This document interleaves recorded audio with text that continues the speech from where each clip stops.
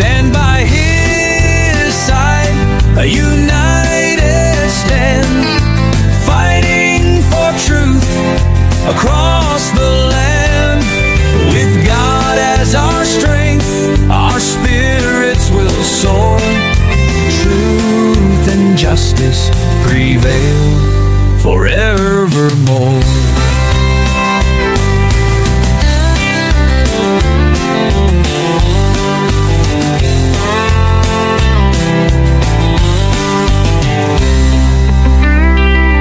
We stand by his side, a united stand, fighting for truth across the land.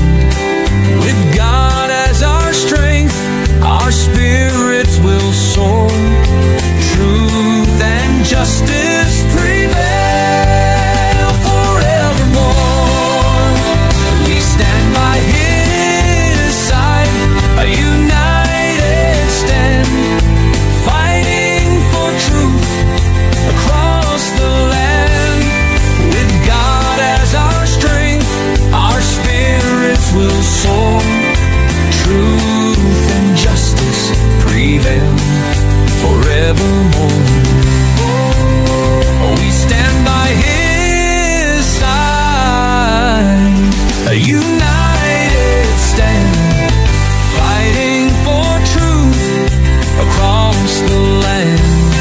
With God as our strength, our spirits will soar. Truth and justice prevail forevermore. Forevermore.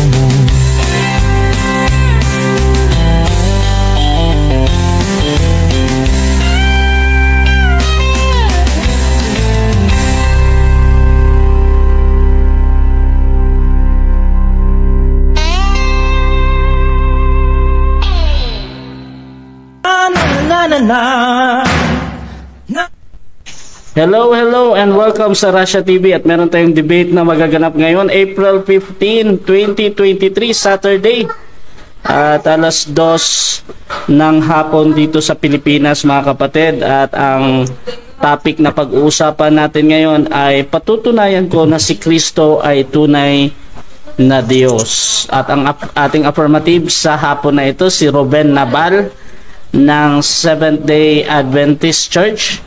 At negative naman si Sibrak ng Iglesia ni Cristo. Ayan. At before natin simulan ang ating debate, syempre gusto ko munang basahin ang ating setup ng debate at yung ating mga rules dito. Rule number 1 natin mga kapatid, ang lahat ng sagot ay kailangan sagutin ng 20 seconds maximum. Kung titigil ang sumasagot ng at least 3 seconds, magsasabi na ang moderator, which is ako, ng next question. Rule number 2, kung categorical ang question, kailangan sumagot ng categorical muna bago magpaliwanag ng hindi lalampas ng 20 seconds. Rule number 3 natin, kung hindi categorical ang question, kailangan sumagot ng kung hindi sasagutin ang tanong, magkakaroon siya ng 10 segundo na pagpapaliwanag at yan na yung pinakasagot sa tanong. Ayan. Rule number 4 natin, sagutin ang tanong na naayon sa tanong. So kung meron tayong tanong na saan mababasa, chapter and verse, so syempre magbibigay tayo nun.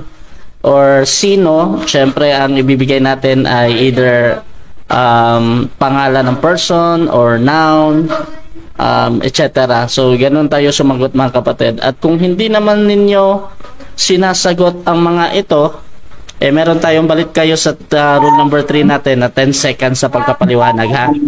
So rule number 5 natin, sa first stand doon lang pwede magtanong, pero sa rebuttal pwede na kayong magtanong kahit na ano dyan. At during naman sa first presentation, first cross, ay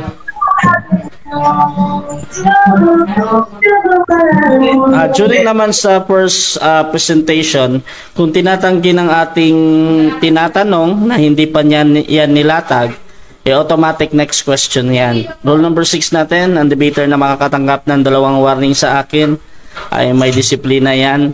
Rule number 7, bawat senaryo ng objection, 1 beses lamang maaring magpaliwanag.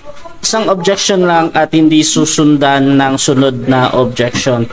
Rule number 8 natin, hindi pinapahintulutan ang physical na atake at ang mga pagmumura na nakasanayan. Kasama na dito syempre ang labas sa tupiko. Ayan. At kung nalalabag ito, pwede kayong magtawag na moderator. At rule number 9 natin, no challenge question. Yung mga tanong na kung mabasa ko or paano kung mabasa ko. Kahit pa sumang-ayon yung kabilang panig, ay hindi natin papayagang matuloy ang mga tanong na yan. At rule number 10 natin ay respect the moderator, syempre. Rule number 11 natin, ito lamang ang iral ng patakaran bilang pagsasaayos ng debating ito. Yung setup ng debate natin, 10 minutes affirmative, 7 minutes sa first cross. Same din sa negative yan. At sa rebuttal stand, 10-7 pa din. At sa ating final conclusion, 5 minutes. At mauna si negative dyan. Sumasang-ayon ba ang ating affirmative dito sa mga nabanggit? Yes, sumasang-ayon po. Okay, at sumasang-ayon din ba ang ating negative? Yes, bro. Yes, bro. Sang-ayon. Okay, yan yung ating kumpirmasyon. At by the way, ang inyong host at moderator sa hapon na ito, Admin Russia ng Russia TV, at isa po akong Catholic. Ayan. So, bigyan ko muna ng pagpapakilala ang dalawa nating debatista. At kung ano yung inaasahan nila sa hapon na ito, ano yung ine-expect nila sa kanilang mga katunggali, at ano yung mga stand nila syempre sa topic ngayon. So unahin natin, Brother Ruben, pakilala ka kapatid. Yes, magandang araw po sa inyong lahat mga kapatid, mga kaibigan. Ako po si Ruben Naval ng Kilada ng Seventh-day Adventist Church, isang ordinaryong membro ng SDA.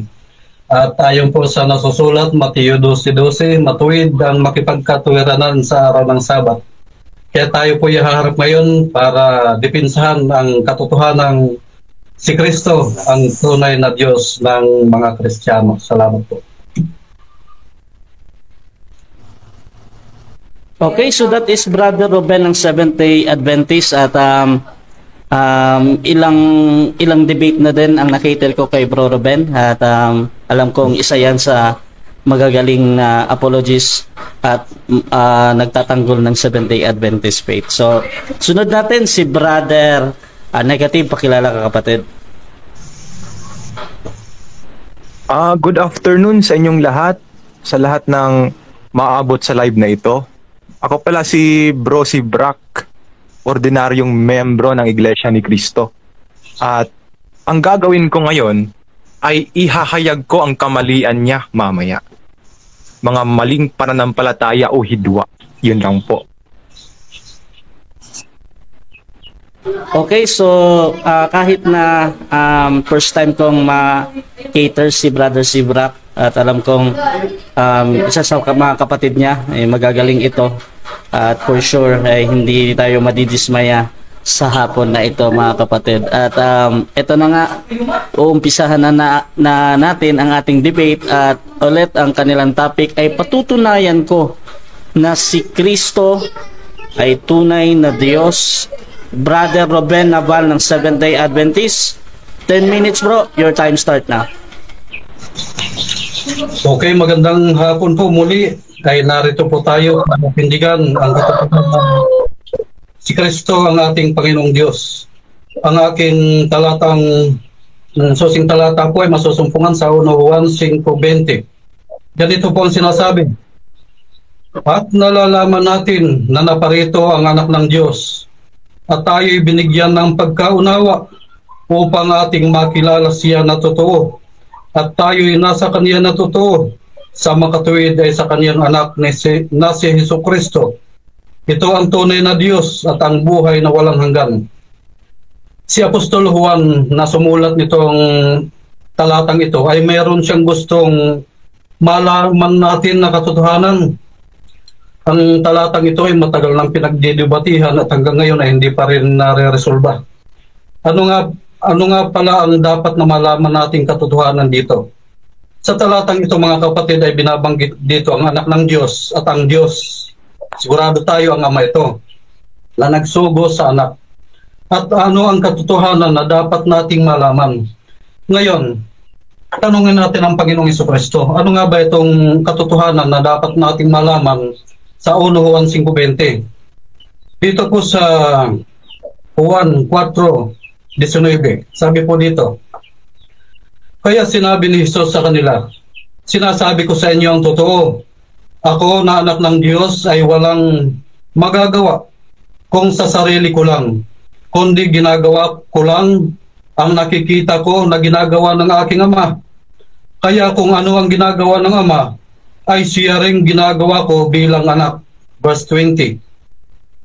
Minamahal ng Ama ang anak, kaya ipinapakita niya sa anak ang lahat ng ginagawa niya. At higit pa sa mga bagay nito, ang mga gawaing ipapakita niya sa akin para mamangha kayo. Verse 21. Ibinabangon ng Ama ang mga patay at binibigyang buhay ang mga ito. Gayon din naman, binibigyang buhay ng anak ang sino mang gusto niyang bigyan.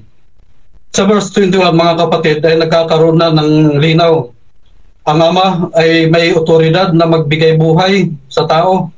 Gayon din ang anak ay mayroon ding kapangyarihan, otoridad na magbigay ng buhay sa tao. Verse 22, hindi ang Ama ang hahatol sa tao, kundi ako na kanyang anak, dahil ibinigay niya sa akin ang lahat ng kapangyarihang humatol.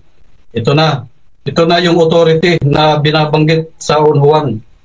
Ano nga ba mayroon kay Jesus Christ? Sabi niya sa Mateo 28:18 hanggang 20, sabi dito, all power is given unto me in heaven and in earth. Kailan nangyari ito, mga kapatid? Nung ibigay ng Ama ang lahat ng kapangyarihan sa langit at sa lupa. Daniel 7 verse 9, 13 and 14, sabi dito. Daniel 7 verse 9, 13 and 14. Ako'y nakakita sa pangitain sa gabi, at narito, lumabas na kasama ng mga alapaap sa langit ang isang gaya ng anak ng tao, at siya naparoon sa matanda sa mga araw, at inilapit niya siya sa harap niya, at binigyan siya ng kapangyarihan at kaluwalhatian at isang kaharian upang lahat ng bayan, bansa at mga wika ay mangaglingkod sa kanya. Ang kaniyang kapangyarihan ay walang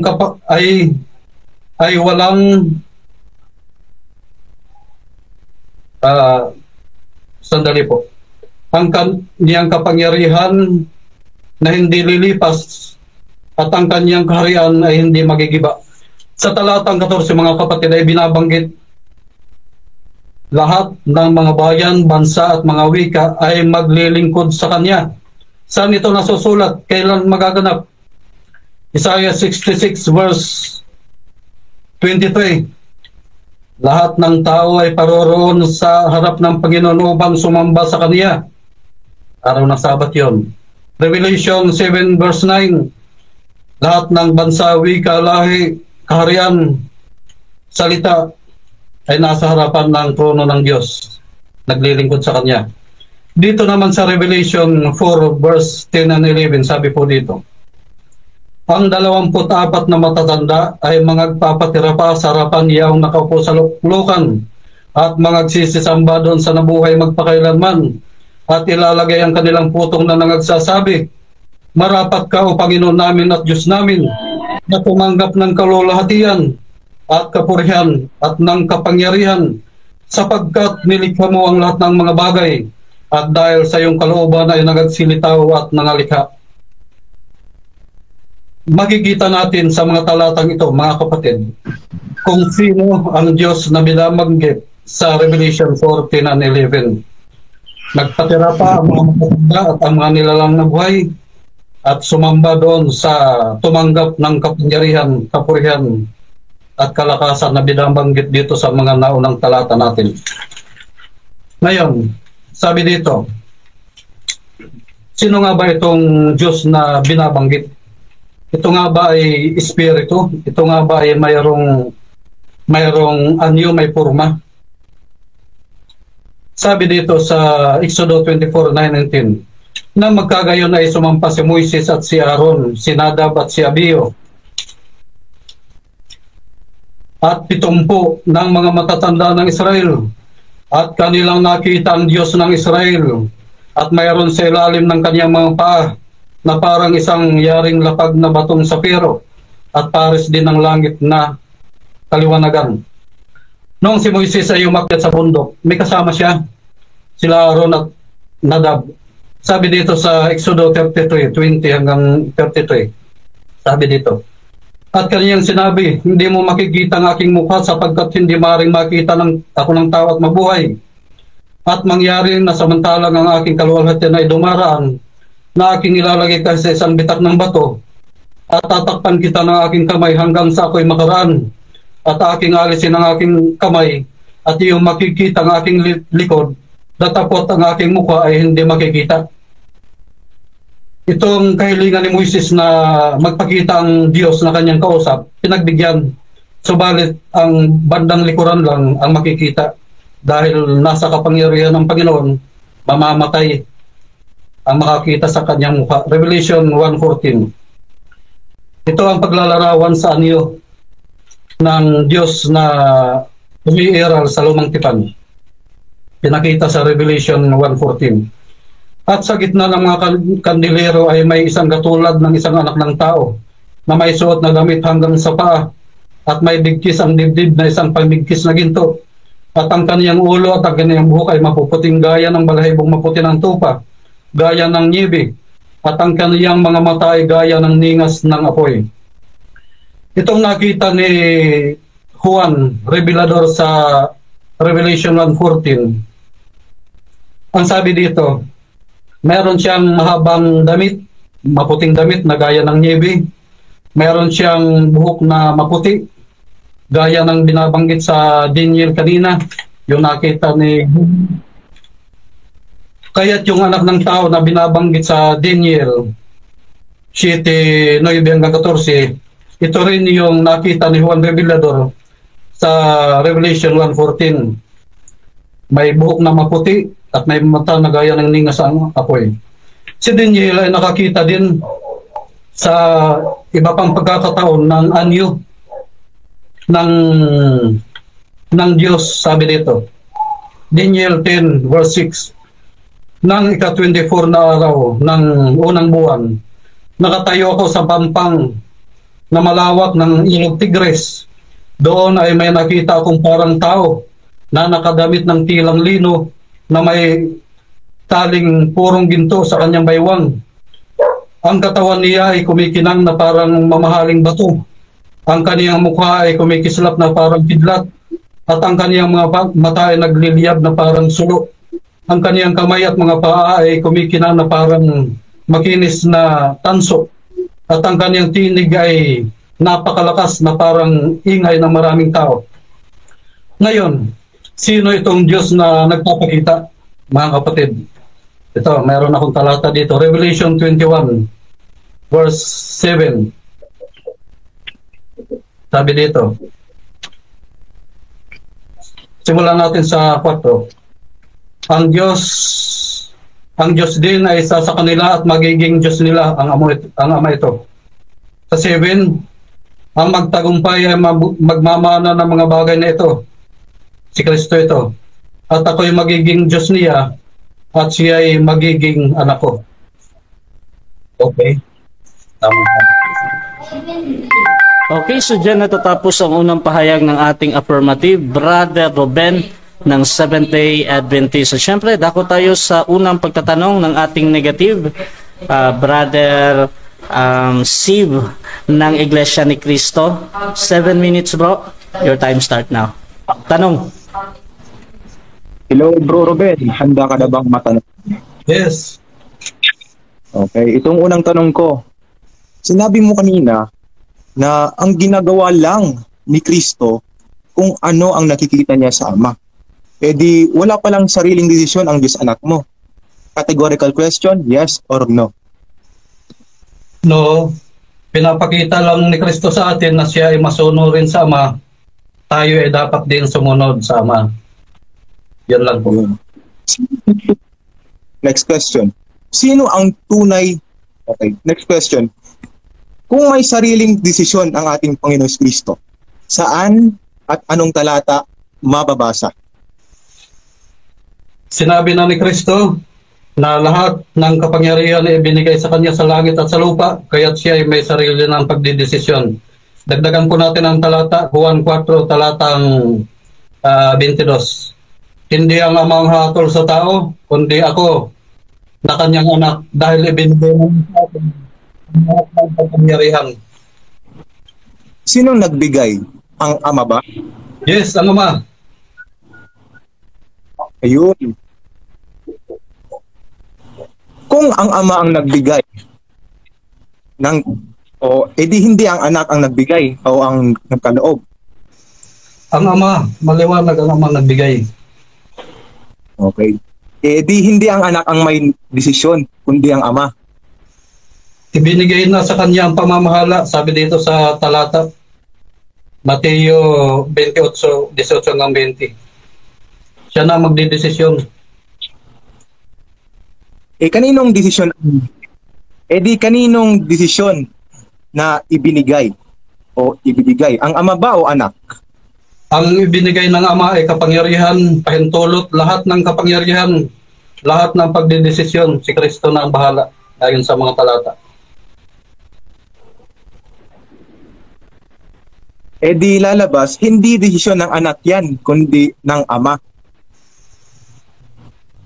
Ibinigay ng Ama ang pamamahala, otoridad, kaya si Kristo na ang magdidesisyon. May sarili siyang desisyon.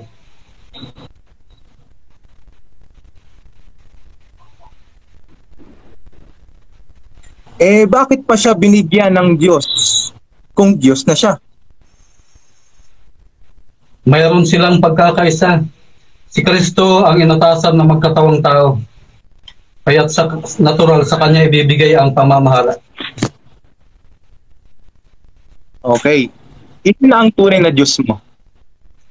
Isang Diyos na inas at Okay. na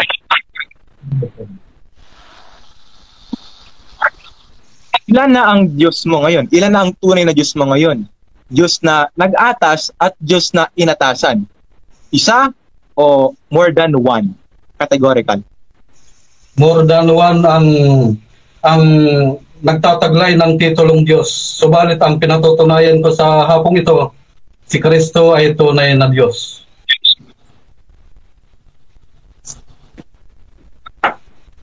So, inaamin mo na marami ang tunay na Diyos.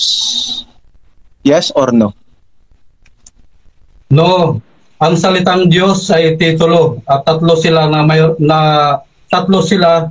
na persona na nagtataglay ng ganong titulo ng pagka-Diyos. Ang Ama, ang Anak at ang Espiritu Santo. Objection, moderator. Ang sinabi ko, tunay na Diyos, hindi ko. Objection. Anong objection yan ba?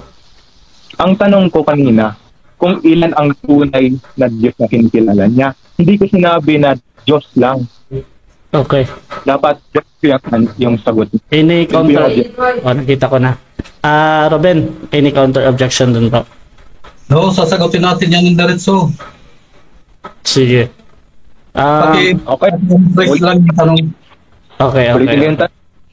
Sinabi mo kasi kanina na more than one yung tunay na Diyos mo. Tanong, ayon sa Biblia, ilan lang ang tunay na Diyos?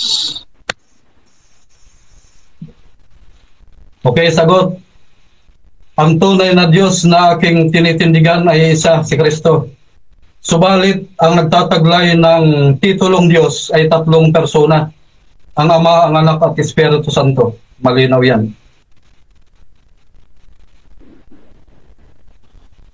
Hindi persona ng Diyos ang tinatanong ko, kundi ang tunay na Diyos. Ulit ang tanong, ilan ang tunay na Diyos mo? Isa o marami? Sagot, Juan 5:20.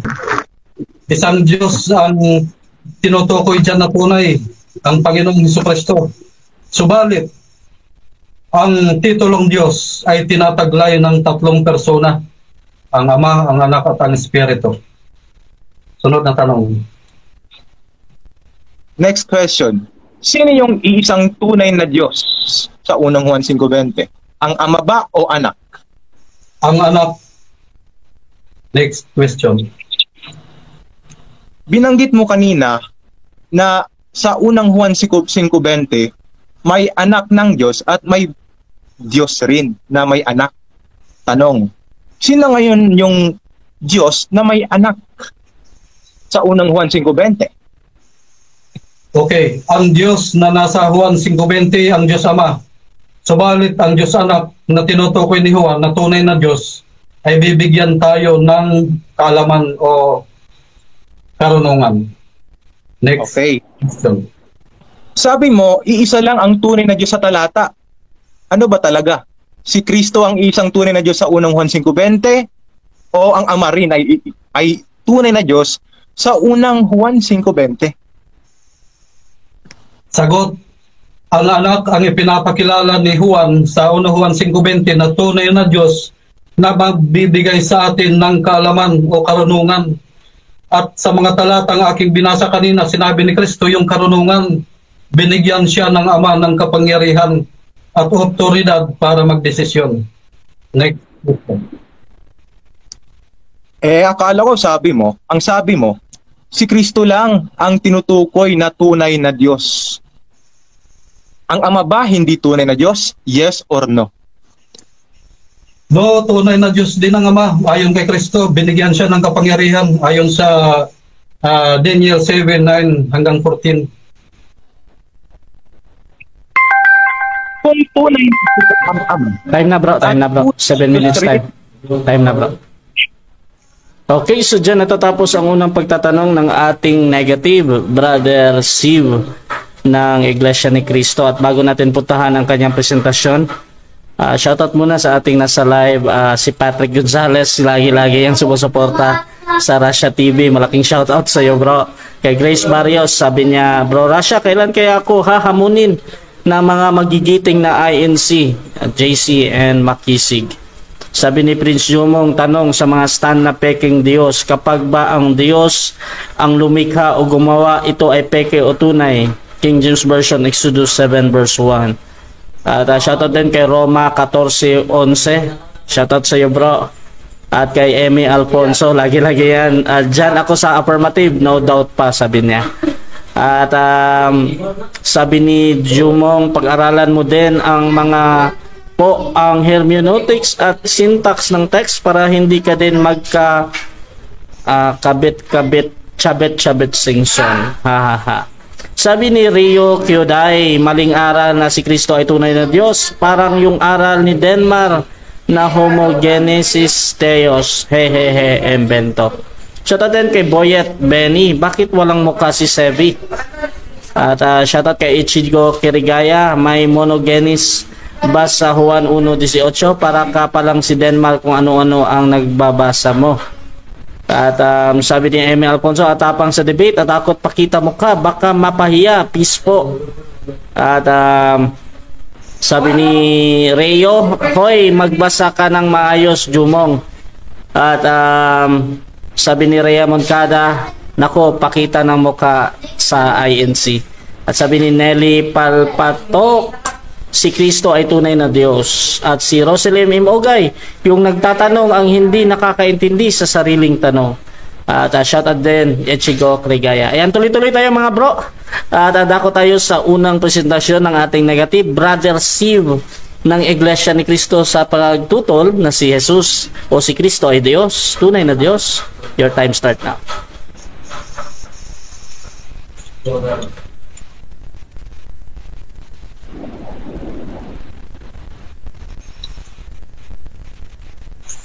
Hello. Really go.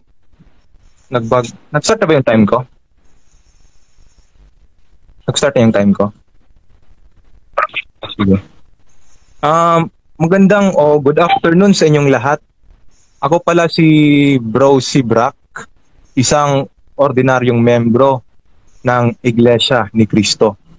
Ako po ngayon ay nandito hindi upang mangutya o ganyan, kundi ihahayag ko ang kamalian niya ng pagkaunawa sa unang Juan 5:20.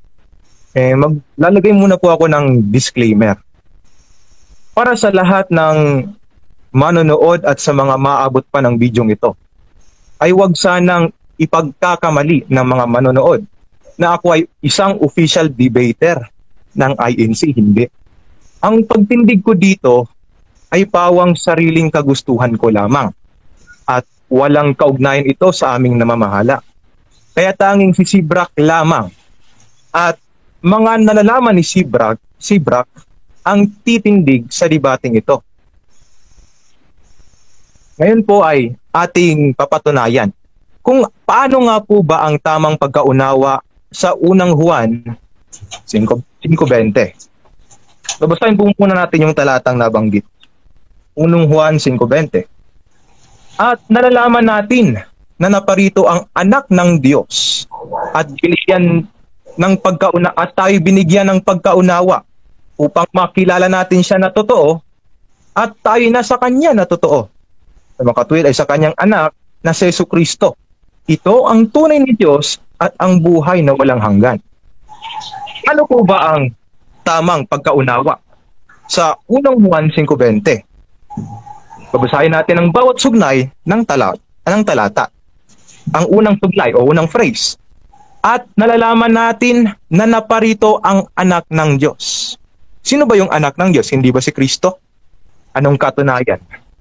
At narito ang isang tinig na mula sa mga langit na nagsasabi, ito ang sinisinta kong anak na siya kong lubos na kinalulugdan. Ang nagsasalita dito ay ang Diyos mismo. Sino yung anak ng Diyos? Si Kristo. Tuloy. At tayo binigyan ng pagkaunawa.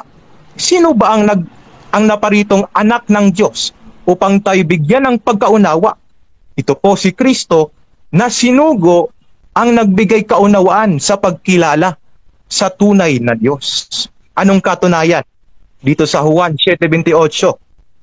Sumigaw nga si Jesus sa templo na nagtuturo at sinasabi, ako'y inyong nakikilala at nalalaman din naman ninyo kung taga saan ako at hindi ako naparito sa aking sarili.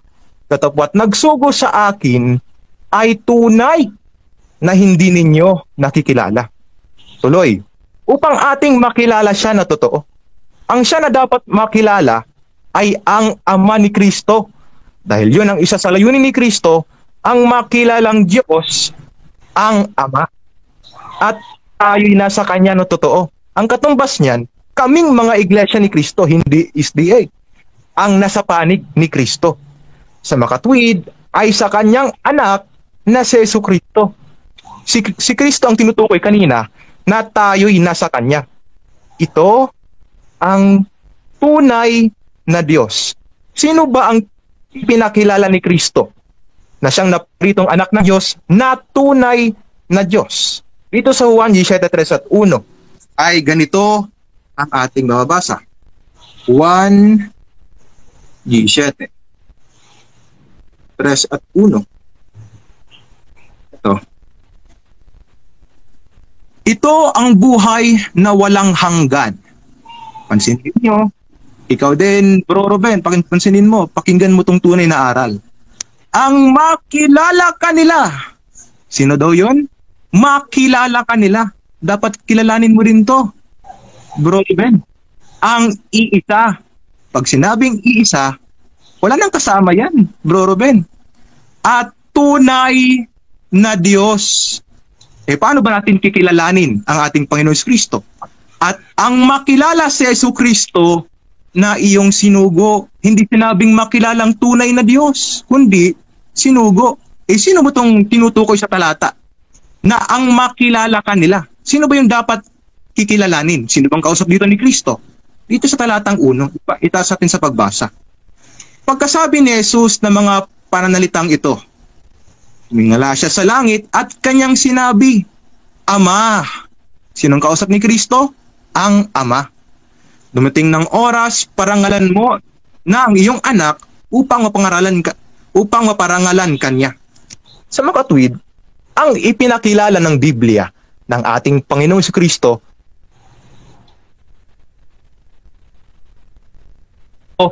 Sapagkat ang pagkakilala kay Kristo o sa ating Panginoon Jesucristo na tunay na Diyos ay ang Ama. Hindi si Kristo ay bilang sinugo ng Diyos. Ano ang matatamo natin? Kung ang ating kikilalaning tunay na Diyos ay ang Ama at si Kristo bilang sinugo ng Diyos. Dito rin sa talatang 3, ito ang buhay na walang hanggan. Bro Ruben, gusto mo bang makatanggap ng buhay o matamo ang buhay na walang hanggan? Syempre, kung nasa matino yung pag-iisip natin, gustong-gusto natin yun. Kaya sampalatayanan mo ang aral ng Iglesia ni Cristo na kikilalaning Diyos o tunay na Diyos ang Ama lamang at si Kristo bilang sinugo ng tunay na Diyos. Ano po bang sikapitin ng mga taong tumatangging kumilala na ang Ama lamang ang iisang Diyos na tunay? Dito sa Ikalawang Tesalonica 8 hanggang 9. At kung magkagayoy, mahahayag ang tampalasan na papatayin ng Panginoong Jesucristo, ng Panginoong Hesus, na hininga ng kanyang bibig. At sa pamamagitan ng pagkahayag ng kanyang pagparito, ay lilipulin. Ay siya na ang kanyang pagparito ay gayon na sa paggawa ni Satanas na may buong kapangyarihan at mga tanda at mga kahangang-hangang kasinungalingan. Ano po bang babala ng Diyos sa tumangging kumilala na ang Ama lamang ang tunay na Diyos? Sa pagparito ng ating Panginoon Kristo, siyempre yung aral na tinuturo nila nasa kasinungalingan, lilipulin. Ano bang katumbas ng lilipulin? Sa araw ng paghuhukom, tutupukin ng apoy. Kaya kung gusto ninyo, Bro Ruben, na matamo ang buhay na walang hanggan, itaguyod mo ang aral. Sampalatayanan mo ang aral ng Iglesia ni Cristo na ang Ama lamang ang iisang Diyos na tunay at si Kristo bilang sinugo ng Diyos na tunay. At doon po natapos ang aking pagpresent.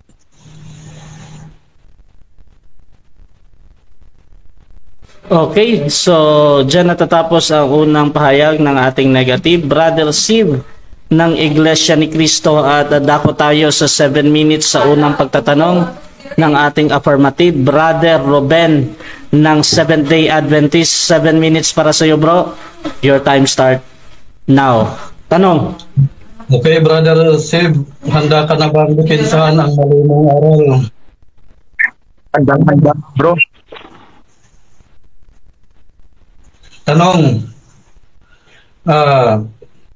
kung tunay na Diyos ang Diyos Ama, hindi ba tunay din ang kanyang anak, bugtong na anak na si Jesucristo? Sagot. Ang Ama ay tunay na Diyos. Bagaman si Kristo ay anak ng Diyos, hindi ito nagpapatunay na si Kristo ay tunay na Diyos. Juan 1:12, hindi ba't ang mga Kristiyano rin ay pinagkalooban ng karapatan na maging anak ng Diyos? So lalabas, ang mga Kristiyano ay mga Diyos rin. Sunod na tanong, ilan ang bugtong na anak ng Diyos? Isa o marami? Sagot. Isa lang. Isa lang ang bugtong na anak ng Diyos. Bakit isa lang ang bugtong na anak ng Diyos? Dahil si Kristo lamang ang bukod tangi na binigyan ng katangian gaya ng pagkapanginoon, tagapamagitan na tao. Unang Timoteo 2:5. Hindi man nagpapatunay na si Kristo ay tunay na Diyos. Next question. Sunod na tanong, kung isa lang ang bugtong na anak ng Diyos at ang nanganak sa kaniya ay tunay na Diyos, hindi ba tunay din yung kanyang bugtong na anak? Yes or no? No. Ang pagiging anak ng Diyos, karapatang kaloob yan. Hindi yan biological na pagkapanganak, Bro Ruben. Ang Diyos hindi tao na nanganganak, kundi ang pagiging anak ng Diyos ay karapatang pinagkaloob. Basahin mo sa Juan 1:12. Maling aral yan. Sunod na tanong, karapatan ba o biological ang pagiging bugtong na anak ni Kristo? Yes or no? Karapatan yan, Bro Ruben. Juan 1:12. Karapatang pinagkaloob ang pagiging anak ng Diyos.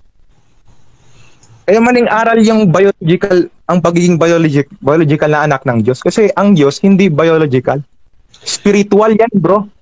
Next question. Sunod na tanong, yung ginamit mong talata na Juan 1:12, sino ang tinutukoy dyan na binigyan ng karapatang maging anak ng Diyos? Mga tao o yung bugtong na anak? Ang Juan 1:12, nagpapatunay yan ang pagiging anak ng Diyos ay hindi biological, kundi karapatan nga na pinagkaloob. Next question. Saan diyan sa talata mo na ang pagiging bugtong na anak ni Kristo ay karapatan lang at hindi biological bigatin son? Saan diyan sa talata? Sa Juan 1:12, nilinaw doon na ang pagiging anak ng Diyos ay karapatang pinagkaloob. Sinabi mo pa nga, mga tao. Si Kristo tao, Juan 8:40. Kaya kasama siya sa pinagkalooban ng karapatan na pagiging anak ng Diyos. Kaya maling aral yan, yung tinitindigan mo, kaibigan. Next question. Sunod na tanong, yung mga anak ng Diyos na binabanggit sa Juan 1:12, sila ba ay mga anak dahil sa pananampalataya o sila din ay tinatawag na bugtong na anak? Yes or no? Ang sagot, ang pagiging anak ng Diyos nga ay karapatang pinagkaloob. Kaya malamang sa malamang, sa pananampalataya yan. Next question. Ang tinatanong ko, categorical yes or no, yun bang mga anak ng Diyos na binabanggit sa Juan 1:12 na binigyan ng karapatan na maging mga anak ng Diyos, kasama ba si Kristo dyan bilang bugtong na anak o hindi? Yes or no? Ang sagot, kasama nga si Kristo doon sa karapatang pinagkalooban ng pagiging anak ng Diyos. Alangan naman si Kristo hindi anak ng Diyos. Salbahe ka nun. Maling aral yan, kaibigan. Sunod na tanong, ilan ba ang bugtong ng anak ng Diyos? Isa o marami? Categorical. Nasagot ko na yan kanina, kaibigan. Kaya nga sige, isa. Kaya nga bugtong na anak ng Diyos, kasi siya lang ang bukod tangin na pinagkalooban ng katangian, gaya ng pagiging tagapamagitan na tao, unang Timoteo 2:5, at marami pang iba. Subalit, hindi ito nagpapatunay na siya ay tunay na Diyos. Wala kang maitindig. Next question. Saan mababasa na si Kristo ay hindi tunay na Diyos? Pakibigyan ng talata. Okay.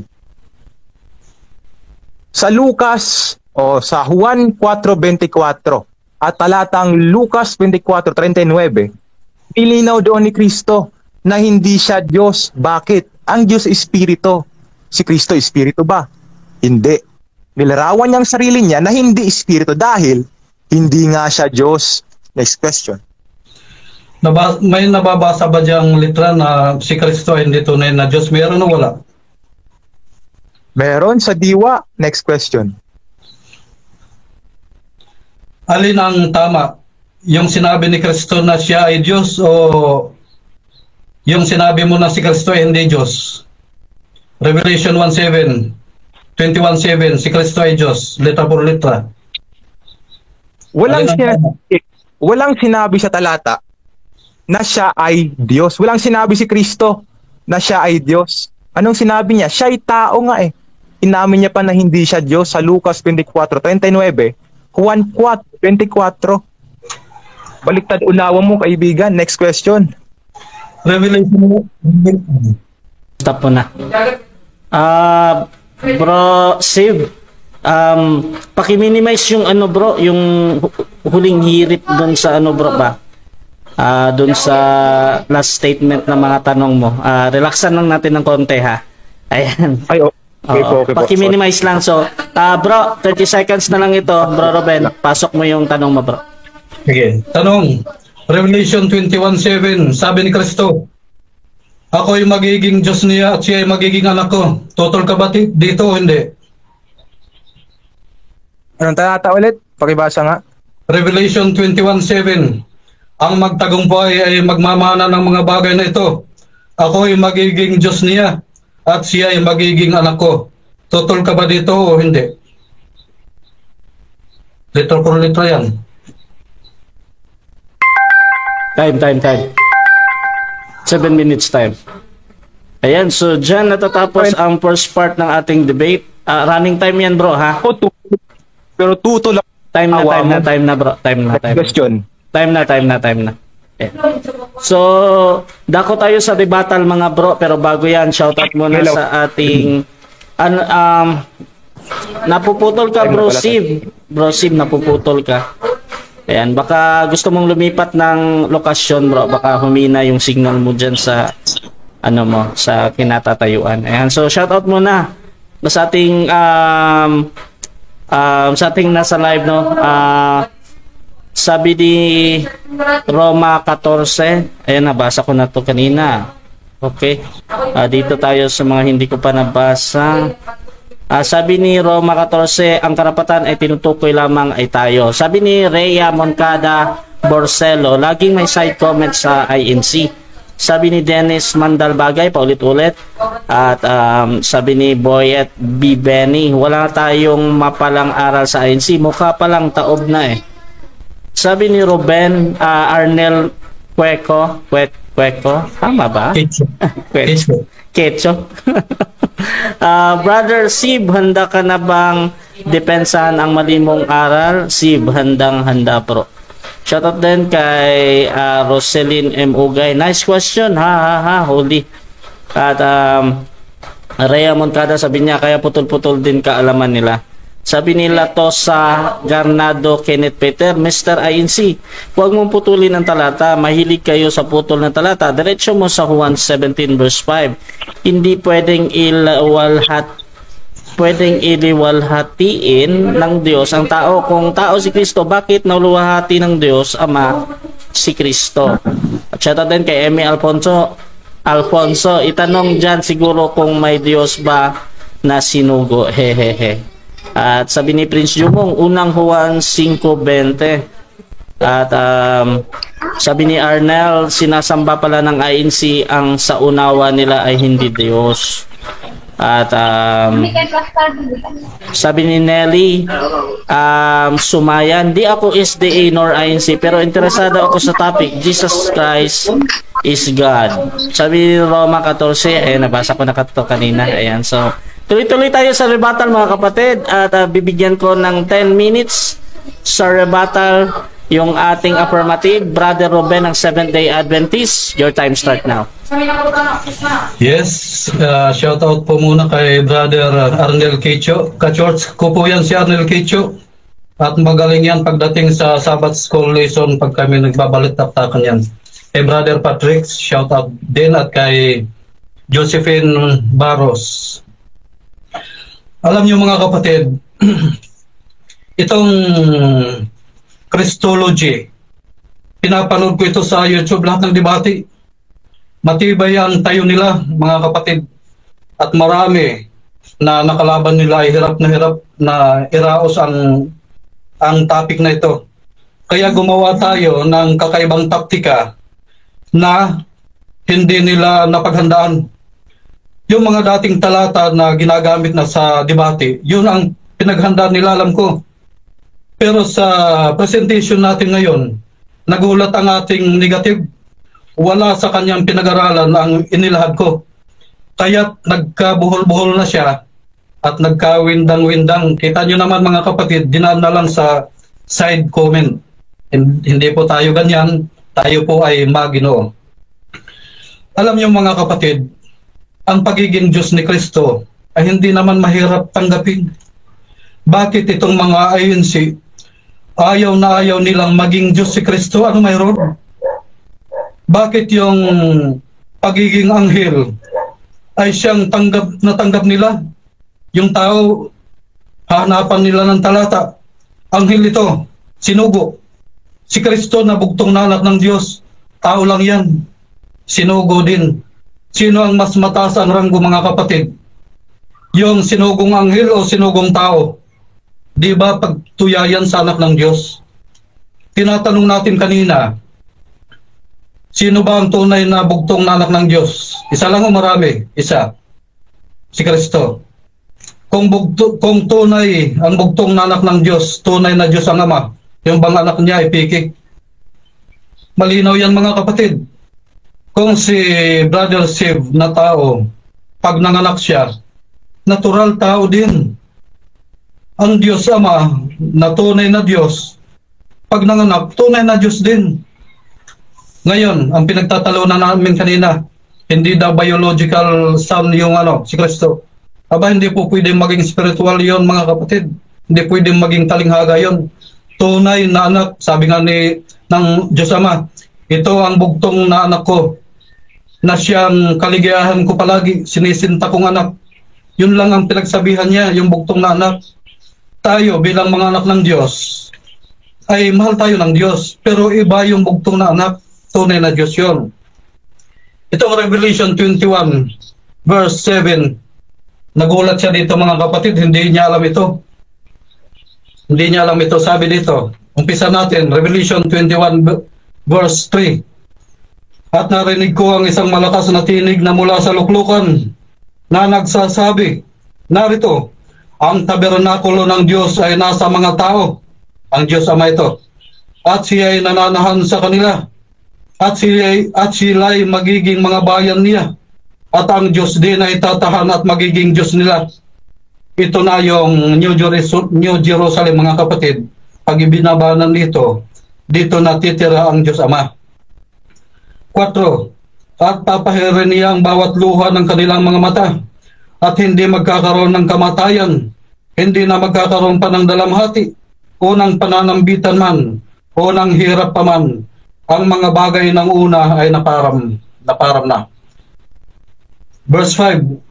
At yaong nakaluklok sa luklukan ay nagsabi, narito, ginagawa kong bago ang lahat ng mga bagay. At sinabi niya, isulat mo sapagkat ang mga salitang ito ay tapat at tunay. Pansinin niyo po mga kapatid, sa verse 5, yung salitang tapat at tunay ay kinakapit lang kay Jesus Christ. Ito ay nakasulat doon sa kanyang hita, doon sa Revelation 19, na nakasakay siya sa kabayo, at naroon yung titulong yan. Verse 6, at sinabi niya sa akin, nagawa na. Ako ang alpat ang umiga, ang pasimula at ang wakas. Ang nauuhaw ay aking painuming walang bayad sa bukal ng tubig ng buhay. Tandaan niyo mga kapatid ito ha. Ang nauuhaw ay aking painuming walang bayad sa bukal ng tubig ng buhay. Sino nagsalita nito? Si Kristo. Sinabi niya ito doon sa babaeng Samaritana. 7. Ang magtagumpay ay magmamana ng mga bagay na ito, at ako ay magiging Diyos niya, at siya ay magiging anak ko. Alam mo, Brother Seb at Brother Midan, kung inyong tatanggapin si Kristo bilang Diyos, kayo ay bibilanging mga victorious o nagtagumpay sa maling aral ng Iglesia ni Kristo. Pag tinanggap niyo si Kristo na tunay na Diyos at tinanggap niyo ang tamang aral, ang pangako ni Kristo, ako'y magiging Diyos niya. Magiwanag to, brothers, ba? Pag tinanggap mo si Kristo, magiging Diyos siya sa iyo. Pero pag hindi mo siya tinanggap, ay ikaw na yung binabanggit sa Mateo 7:21-23. Kayo yung mga tampalasan, hindi kayo makakapasok sa langit.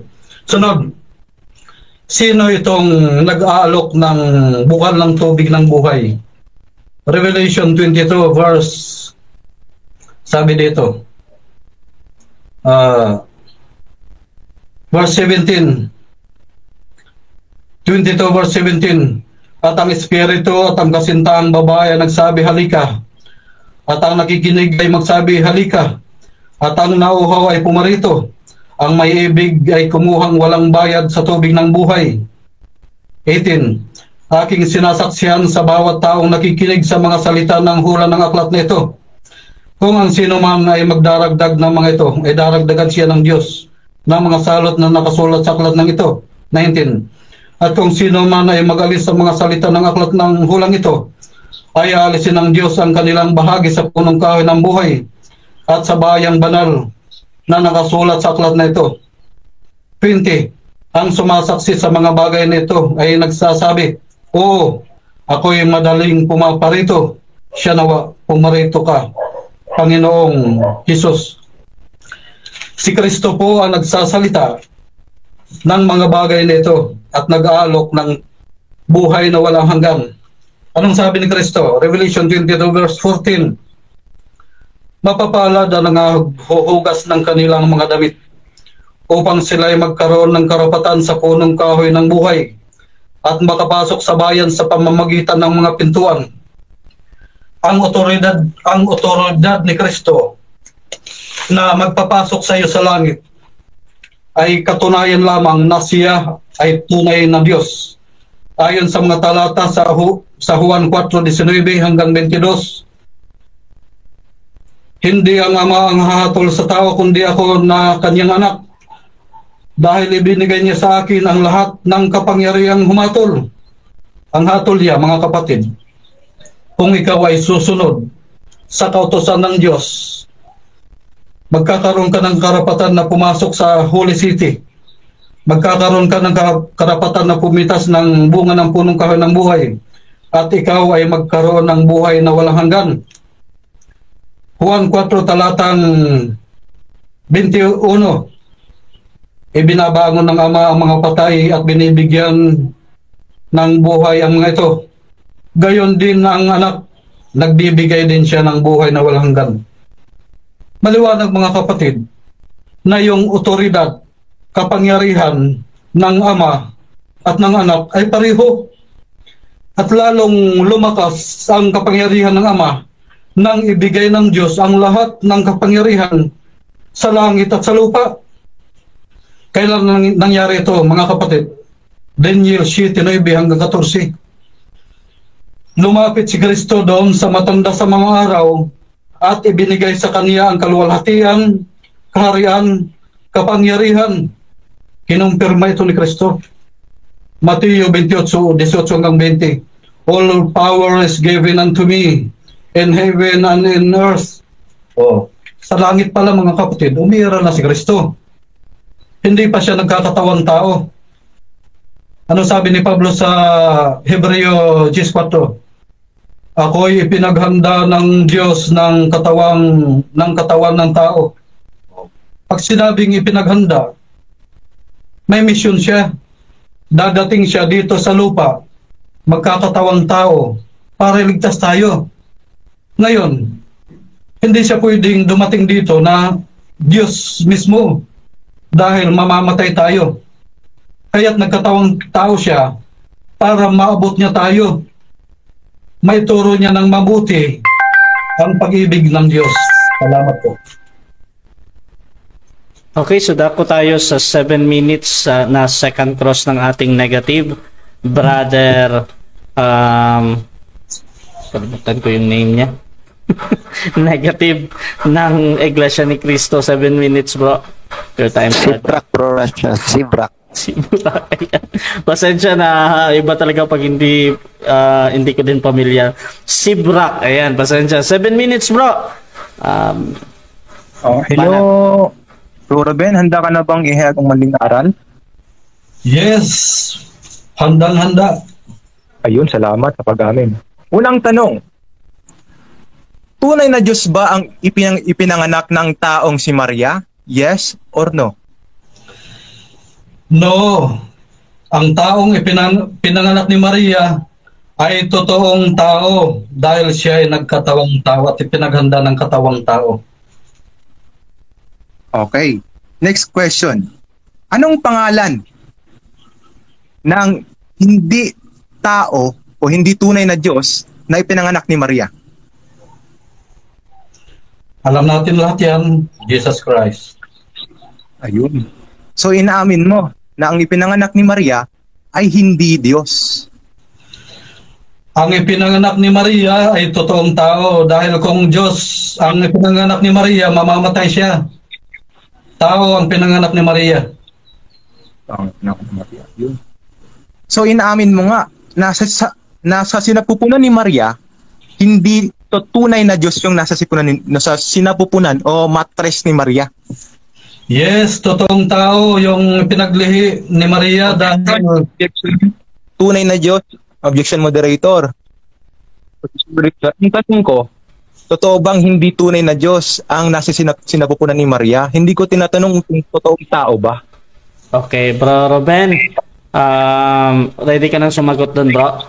Yes, ready na. Counter object ka? Okay. So, totoo ba ng, ano nga yan? Totoong Diyos ba yung nasa sinapupunan? Oo. Ako na pong magsasabi po. Sorry. Sige. Sorry. Totoong, tunay na Diyos ba yung nasa matres ni Maria? Termino eh. Sagot, bro? Sige, sasagutin ko na yun. So, medyo maano yung background natin. Okay na? Sagot ako? Ulitin ko yung tanong. Okay. Tunay ba yung nasa sinapupunan ni Maria? Yes or no? No. Hindi tunay na Diyos ang nasa sinapupunan ni Maria dahil siya ay nagkatawang tao. Mamamatay si Maria kung ang pinagbuntis niya ay tunay na Diyos.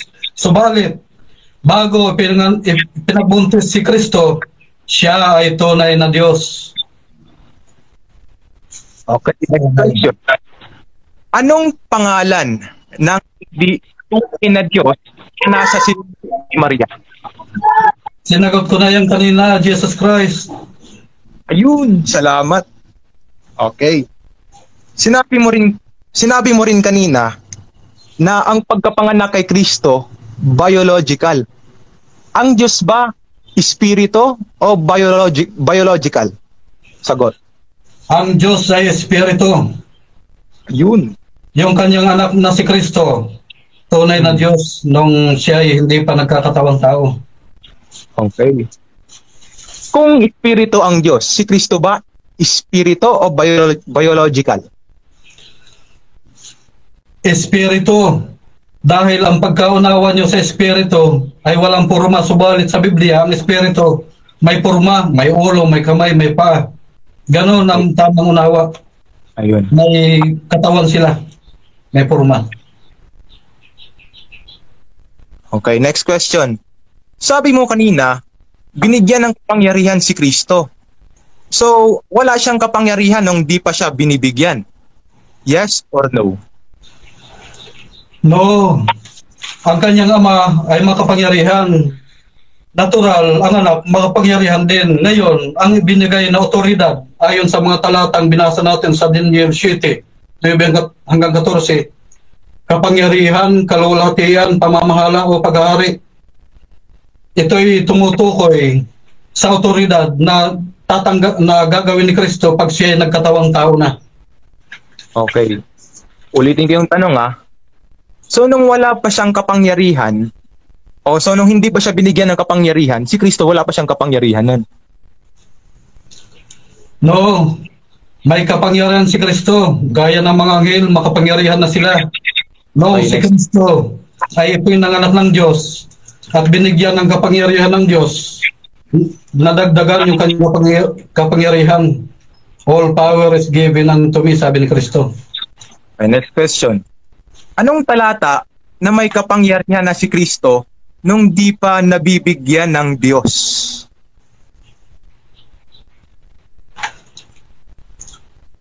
Genesis 1:26, may kapangyarihan siyang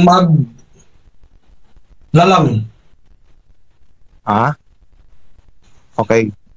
Ulitin ko yung tanong Okay. Anong talata na may kapangyarihan na si Kristo nung di pa nabibigyan ng Diyos Ama? Okay.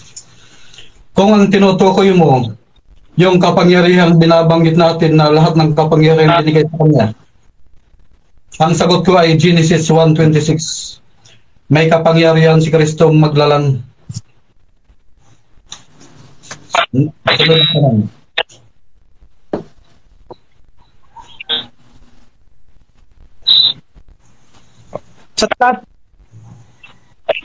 Sa talata nilatag, may nabasa ka ba doon na si Kristo may kapangyarihan kahit hindi pa siya nabibigyan ng kapangyarihan ng Ama? May mababasa natin yung akto, yung paggawa. Hindi magagawa ang paglalang kung wala siyang kapangyarihan. Pero yung salita mong hinahanap, yung salita mo, hindi mababasa doon. Salita mo. So inaamin mo na wala sa Biblia yung sinasabi mo kanina? No, nasa Biblia may mga talata tayo na si Kristo ay may kapangyarihang maglalang. Okay. Inamin mo kanina na si Kristo hindi tunay na Diyos sa sinapupunan ni Maria. Tanong, saan napunta ang pagiging tunay na Diyos ni Kristo? Sagot, bago nagkatawang tao si Kristo, sa lumang tipan siya yung Diyos na nakita ni Moises. Kaya't nung nagkatawang tao siya, hindi na sinabi kung saan napunta. Baka mamaya nakawin niyo pa. Next question. Next question. Sabi mo, hindi tunay na Diyos si Kristo sa sinapupunan ni Maria. Sana yung pagiging tunay na Diyos ni Kristo. Hindi nga pwedeng sabihin, baka nakawin niyo. Ang malinaw dyan, nung nagkatawang tao si Kristo, tunay na tao siya. Objection moderator. Objection. Hindi na sinasagot yung tanong ko. Pwede naman siya mag-pass kung hindi niya masagot yung tanong ko. Okay. Ano nga yung tanong mo ulit, bro? Para sa moderator to. Pagiging tunay na Diyos ni Kristo. Kasi inamin niya na si Kristo hindi tunay na Diyos sa sinapupunan ni Maria. Saan yung pagiging tunay na Diyos ni Kristo? Okay. Bro, Ruben, ang tanong niya ay saan daw, bro? So, nagtatanong siya ng parang lugar or etc. estado. Sasagot ka sa tanong, bro? Or... natin, diretso. Sige, bro. Yan na yung sagot niya, bro, Sib. Sige. Hindi, sasagutin natin. Sige, bro. Okay. Salamat. Sagutin ko na. Proceed, bro. Proceed. Oo. Ayon sa Hebreo 10:4, sabi ni Kristo, pinaghanda mo ako ng katawang lupa, katawang tao. Time. Ang kanyang pagka-Diyos. Time. Andon ang kanya sama. Time na, bro. Time na. 7 minutes time. Ayan. So, dyan natatapos ang second cross ng ating negative. Dako naman tayo sa kanyang rebuttal. Pero bago yan, shoutout muna sa lahat ng nagko-comment. Sabi ni Latusa Ganado, Kenneth Peter, Mr. INC, manlalalang si Kristo. Kapag wala kang kapangyarihan, paano ka makakalalang ng mundo? Sabi ni J. Saga Omi, tama, Diyos na makapangyarihan ng lahat, pinili niya si Virgin Mary para maging tao at anak na may authority. Katanong pala ito. Sabi ni Dawad Islam, umamin na hindi Diyos si Kristo, yari na. Sabi ni Rhea Moncada, totoong tao at totoong Diyos. At sabi ni Dawud Islam, bagong topic ito, kakaiba. At sabi dito, SDA, daming kapitulo, bersikulo, basta Biblia lang ang topic. Pati health reform, pati 1,000 years millennium doon sa langit. Patanong ulit. Sabi ni Roma 14:11, kung ang pagkakilala ng INC si Kristo ay may karapatan lamang maging anak ng Diyos, may tao bang naging tulad niya na hindi nagkakasala? Shoutout din kay Roselyn Ugay, amen, sabi niya. At sabi ni Rhea Moncada, galing ng SDA. At sabi ni Rosalyn, Jesus strip off his God attributes. Hay nako, mali turo ng INC. At sabi ni Diego, iyakin daw. Ayan. At sabi ni Arnel Kwek, paano ba to? Bigasan? Kecho. Bakit Kecho. Binastos na ni Sib na INC ang pamamahala sa pakikipag-debate niya. Binastos niya pa ang ka-debate niya sa kanyang side comments. Shoutout din kay Rene Santos, 100% God, 100% man. Sabi ni Diego Vergara, akala mo lang sa'yo lang naman bago Ruben ang argumento mo. At dito tayo sa ating, sabi ni Walhan Tatato, itong magandang bagong topic. At sabi ni Papsi Bautista, naipit na ang SDA pastor. At sabi ni Dawud Islam, game over. Ayan. So, tuloy-tuloy tayo mga bro. Shoutout kay Amy Alfonso. Ayan. Brother Sib ng Iglesia ni Cristo, rebuttal stage. Your time start now. Hello, good afternoon sa inyong lahat. Nakita niyo naman ang kinalabasan ng cross-examination natin kanina o cross-examine. Inamin niya na si Kristo hindi tunay na Diyos. Ano ba yung paksa natin o pinagkasunduan namin? Si Kristo ang tunay na Diyos sa unang Juan 5:20. Tapos ang laban, doon pa lang sa tanungan namin. Sinasabi niya pa kanina, naipit, nagkaroon ng salungatan. Sino bang lumalabas na nagkaroon ng salungatan? Siya rin mismo. Ayun. So inamin niya rin na tunay na Diyos ang Ama at tunay na Diyos rin daw ang Anak. So kung bibinamin natin kahit grade 1, alam niya na dalawa na yung kinikilala niyang Diyos. Sa pagtuturo ni Kristo, ilan ba ang tunay na Diyos? Dito sa Juan 17, 3 at 1. At ito ang buhay na walang hanggan, na ikaw ay makilala nila na iisang Diyos na tunay. Malinaw sa pagtuturo ni Kristo Na iisa lang yung Diyos na tunay. Sino ba yung kausap niya doon? Hindi ba't ang Ama ang tinutukoy niya sa panghalip na ikaw? Ano pa ang katunayan? Na iisa lang ang tunay na Diyos, ang Ama. Sa unang Korinto 8:6 ay ganito ang pagtuturo ni Apostol Pablo. Ngunit sa ganang atin ay may isang Diyos lamang. Ilan daw? May isang Diyos lamang. Hindi sinabi, Bro Ruben, na dalawang tunay na Diyos lamang, kundi isang Diyos lamang. Sino yon? Si Kristo? Ang sabi ni Apostol Pablo, tuloy, ang Ama na buhat sa Kanya ang lahat ng mga bagay at tayo'y sa Kanya. At isa lamang Panginoon, ulitin natin, idin natin, at isa lamang Panginoon. Pag sinabing isa lamang Panginoon, yun. Sino yun? At isa lamang Panginoon, si Jesucristo. Hindi sinabi ni Apostol Pablo ang ating Panginoon Kristo.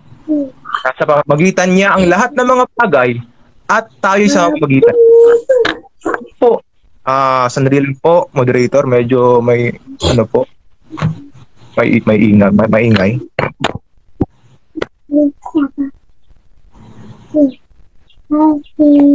Meron talaga eh.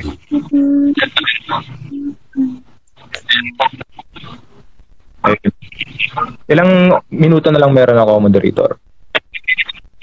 Ayun, salamat. Sige, tuloy natin. Nakapagtataka.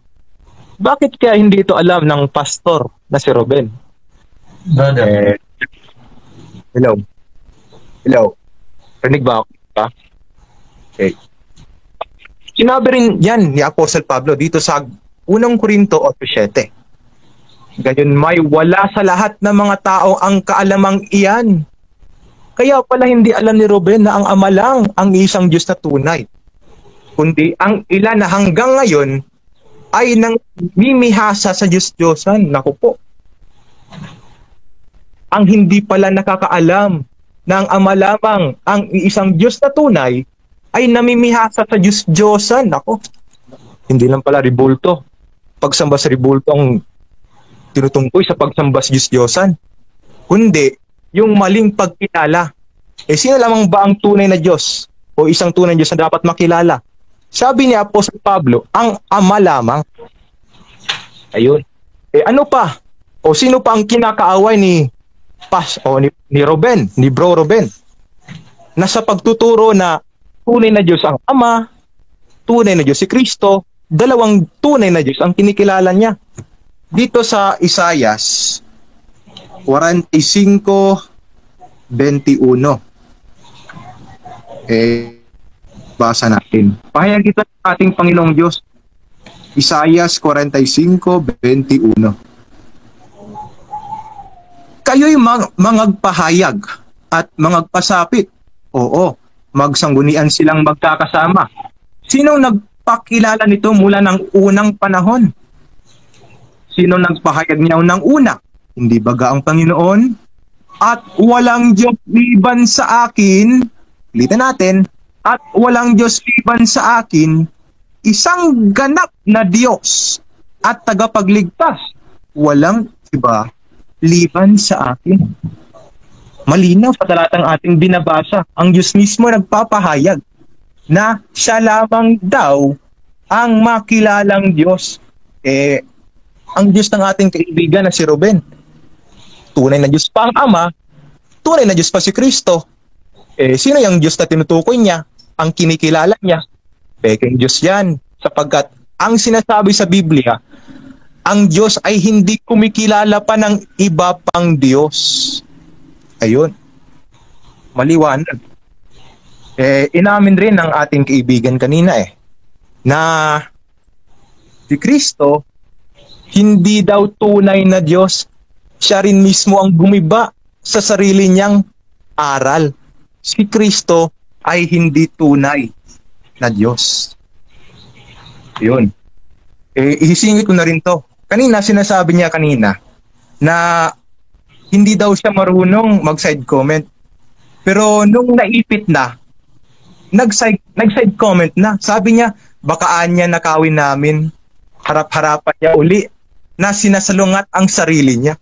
Pati aral niya, sinasalungat na rin niya Ano bang sinasabi sa Biblia sa nagsinasalungat ang sarili? Dito sa Santiago 1:7-8 ay ganito ang ating mababasa. Pakinggan mo, Bro Ruben, para malaman mo kung anong tamang aral. Huwag kang magdalawang ala. Ito. Siya'y taong may dalawang akala. Ayun, parang si Ruben nga. Pabago-bago ang pag-iisip sa lahat niyang gawain. Dapat ikarangal ng abang kapatid kung siya'y itaas. Dapat ding ikinarangal ng mayaman kapatid kung siya'y mababa. Pagka siya'y pumanaw, papano tulad ng ligaw na bulaklak sa parang. Sa makatwid, itaas natin sa pagbasa dito sa 7. Santiago 7:8. Huwag isipin ng taong iyon na tatanggap siya ng anuman sa Panginoon. Sino yung tinutukoy na taong hindi tatanggap ng anuman sa Panginoon? Siya'y taong may dalawang akala. Pabago-bago ang pag-iisip sa lahat niyang gawain. Malino naman sa pinapakita ni Bro Ruben kanina. Inamin niya na si Kristo hindi tunay ng Diyos. Ang paksa, patutunayan niya na si Kristo tunay na Diyos. Ano bang sinasabi sa Biblia? Hindi siya tatanggap ng anuman sa Panginoon. Sa makatwid, kahit buhay na walang hanggan, pagliligtas, biyaya mula sa Panginoon, hindi niya tatanggapin yun. Kaya kaawa-awa ang ating kaibigan ngayon. Sinabi niya rin kanina, hindi raw siya nag-side comment nung naipit, sabi niya, baka niya nakawin pa ninyo. Anong tawag mo doon? Sinasalungat mo ulit yung sarili mo, kaibigan. Kaya wag tayong maging paimbabaw. Sabi pa nga ni Kristo, wag kayong maging paimbabaw sa inyong mga sarili. Kaya itong kausap natin ngayon, paimbabaw. Oo. Ano pang sinasabi sa Biblia? Sa mga taong kumilala ng Ama lamang ang iisang Diyos na tunay at si Kristo bilang sinugo. Binasa ko na yun kanina. Juan 17:3-1, tatamo ng buhay na walang hanggan. Kaya kawawa ang pastor. Kaawa-awa talaga yung kalagayan. Kaya ako naawa talaga. Na hindi siya magtatamo Kaya kung ikaw pastor, dito ka na sa iglesia. Umanib ka na sa iglesia, magpadoktrina ka na. Kasi andito ang tamang aral. Tunay na pananampalataya. Ang kilalaning Diyos ang Ama na tunay. At si Kristo bilang sinugo ng tunay na Diyos, hindi sinabi, si Kristo tunay na Diyos. Anong tatamoy? Buhay na walang hanggan. Kaya Bro Ruben, ulitin ko, dito ka na sa iglesia para magtamo ka rin ng buhay na walang hanggan, kaibigan. At doon nagtapos ang aking presentation.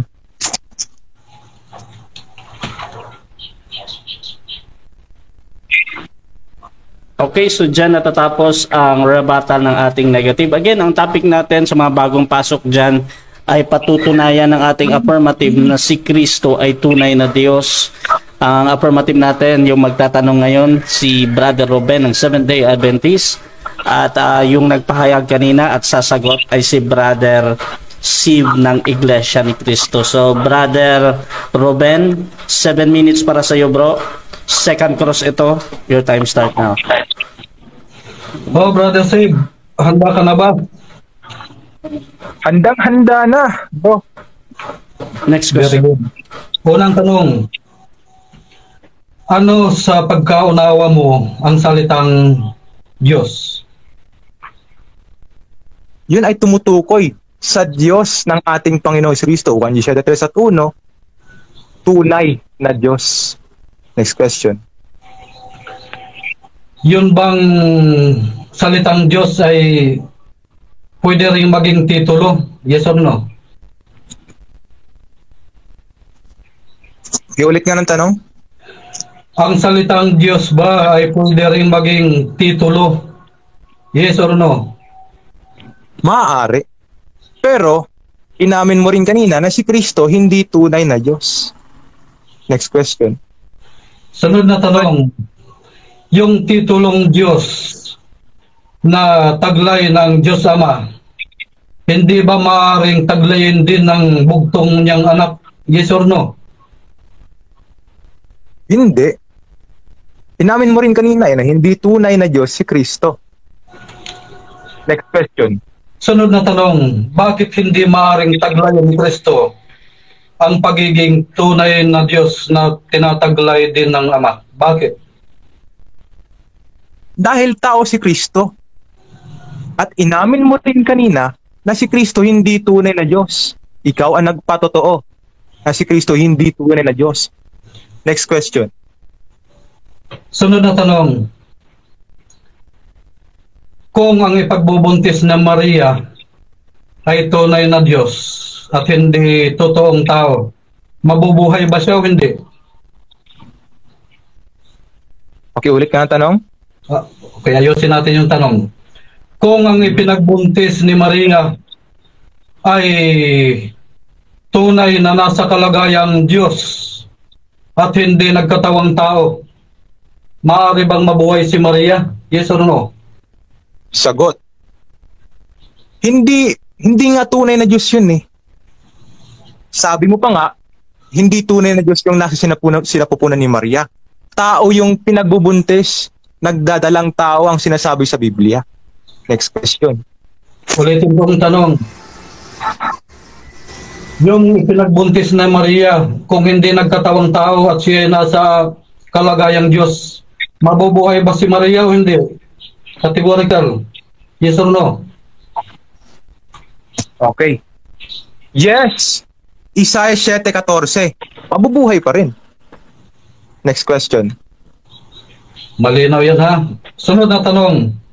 Inamin mo na mabubuhay pa rin si Maria kahit ang ipinagbubuntis niya ay nasa kalagayang Diyos, tunay na Diyos. Saan mababasa na si Maria ay mabubuhay pa rin kahit ipagbuntis niya ay tunay na Diyos? Saan mababasa? Ikaw rin ang umamin na si Kristo hindi tunay na Diyos sa sinapupunan ni Maria. Imagination mo lang yan, kaibigan. Next question. Kanina lamang inamin mo na hindi mamamatay si Maria kahit ang ipagbuntis niya ay nasa kalagayang tunay na Diyos.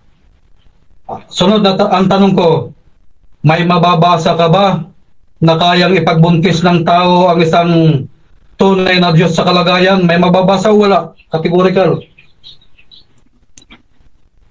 Walang mababasa. Yun nga ang katunayan na si Kristo hindi Diyos dahil nasa sinapupunan siya ni Maria.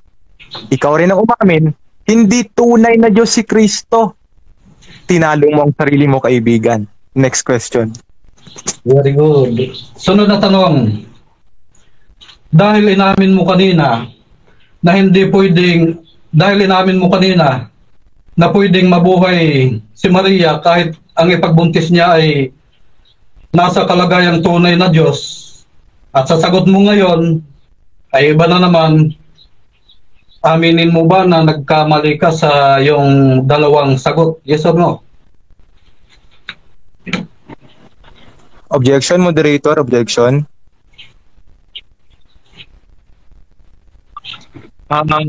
Wala siyang sinabi kanina na tunay na Diyos yung nasa sinapupunan ni Maria. Ang sinabi niya, nagkatawang tao, yun yung ginamit na Kaya mali yung tinatanong niya sa akin. Okay. Any counter objection dun, bro, bago ako decision?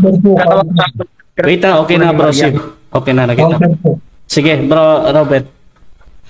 Yung unang tanong ko kanina, sabi ko, maaari bang ipagbuntis ni Maria ang isang nasa kalagayang tunay na Diyos at hindi siya mamamatay? Sumagot siya, yes, pwedeng, yes, hindi mamamatay si Maria. Please, tinanong ko ulit, saan mababasa na hindi mamamatay si Maria kapag nagbuntis siya ng tunay na Diyos sa kalagayan? Ay ba na naman yung sagot niya? Kaya ang sunod na tanong ko, inaamin mo ba na nagkamali ka sa dalawang sagot mo, yes or no? Yun ang tanong ko ngayon. Okay. So nakita ko na. Bro Siv, kinukuha ko na valid question yung kay Ruben, ha. However, meron naman tayong dito kung hindi mo wait lang bro Siv. Ako muna ito. Tapos na kayo. Magde-decide na ako. So ang natin, either sumagot ka doon sa yes or no, bro, or magpapaliwanag ka agad ng 10 seconds or sabihin mo lang na next question. So anong gagawin natin, bro? I take 10 seconds na lang po. Okay, 10 seconds, bro. Pasok mo yung sagot mo. Hindi ako sasagot sa binagong tanong. Next question na lang. Next question. Okay, sunod na tanong. Yun bang ipinagbuntis na Maria ay nagkatawang tao o tunay na Diyos na sa kalagayan? Yes or no? Sagot. Wala doon sa tanong mo ang tamang sagot. Ang sinasabi sa Biblia, nagdadalang tao, hindi nagkatawang tao, kaibigan. Imagination mo lang ulit yan. Stop. Okay, objection. Ano yan, ba? Binabago niya yung tanong ko. Sumagot siya ng diretso sa tanong ko. Okay. So, merong categorical dito, yes or no, bro Siv. At yung tanong ni Ruben, nananatili yun. Any counter... bro. Ganito, bro Siv, ha? Wait lang, bro, ha? Wait lang, bro Siv. Ganito, bro. Pag nagsasalita ako, bro, wag talaga kayong sumapaw kasi bibigyan naman kayo ng both side yan, eh. Lagi-lagi kung inaano yan. Yung ano nyo. Para hindi tayo magsapawan ba habang nagsasalita ako. So, bro, ganito, pinapaintindi ko muna sa iyo yung objection ni bro Ruben patungkol doon sa categorical niya na yes or no. Ngayon, dito tayo sa iyo, any counter objection doon, ready ka nang sumagot or sasagot ka ng 10 seconds, anong gagawin mo? May counter objection na ako. Okay. Ano yan? Yung hindi naman categorical yung sinabi niya na yes or no. Yung choices niya, sinabi niya, nagkatawang tao daw, tunay na Diyos. Mali naman yung pinagpipilian dun eh. Hindi pwedeng sagutin yung dalawang yun kasi mali yun. Mali yung aral niya. Okay, bro. Okay na, nakita ko na, bro. Nakuha ko na. So, para hindi tayo magtagal, no? Again, kinukuha ko again na valid question yan. Either mali para sa'yo or tama. It doesn't matter to me, ha? Pero doon pa din ako sa categorical na yes or no. Ngayon, kung hindi ka sasagot doon sa yes or no, bro, pwede ka magpaliwanag agad ng 10 seconds. Kahit anong sabihin mo dyan, yun na yung pinakasagot mo. So, bro, Siv, anong gagawin mo, bro? Sasagot ka sa yes or no? Or 10 seconds, bro? Po. Sige, pasok, bro. 10 seconds lang, tingnan. Proceed, mali yung choice pinigay niya kanina. Ano ba yung nasa sinapupunan ni Maria? Malinaw sa aklat ng Mateo 1, nagdadalang tao. Hindi sinabing Diyos. Next question na. Sunod na tanong. Alin ang ipinagdalang tao ni Kristo? Ayon ni Maria, tunay na Diyos o tunay na tao? Malinaw. Mateo 1:18. Nagdadalang tao. Alangan naman peking tao yun. Tunay na tao yun, kaibigan. Tunay na tao. Tunay. Next question. Sunod na tanong. Kung si Maria ay magbubuntis ng tunay na Diyos sa kalagayan, mamamatay siya o hindi? Hello. Pakiulit ng tanong. Malinaw ba yung boses ko? Ulit ng tanong.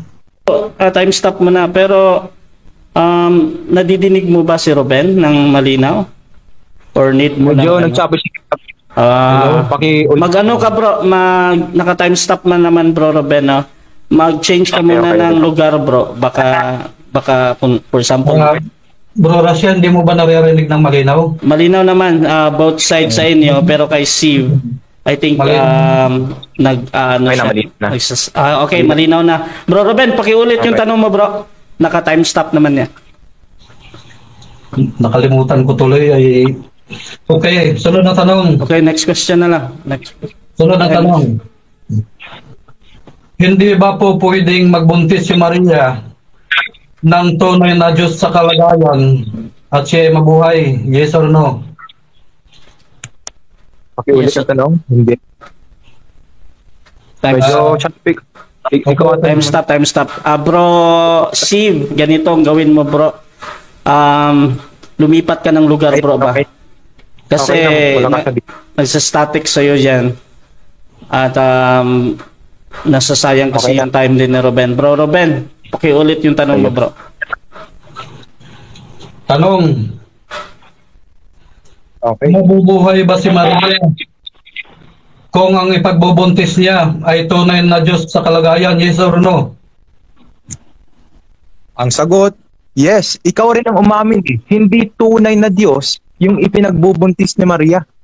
Ikaw ulit yung pumunta sa sarili mo. At saka yung tinatanong mo, hindi namin yan stand eh. Stand mo yan na tunay na Diyos si Kristo. Na inamin mo rin hindi tunay na Diyos. Mali ka. Next question. Kumpirmahin ko yung sagot mo. Nag-yes ka. Ang tanong ko. Time.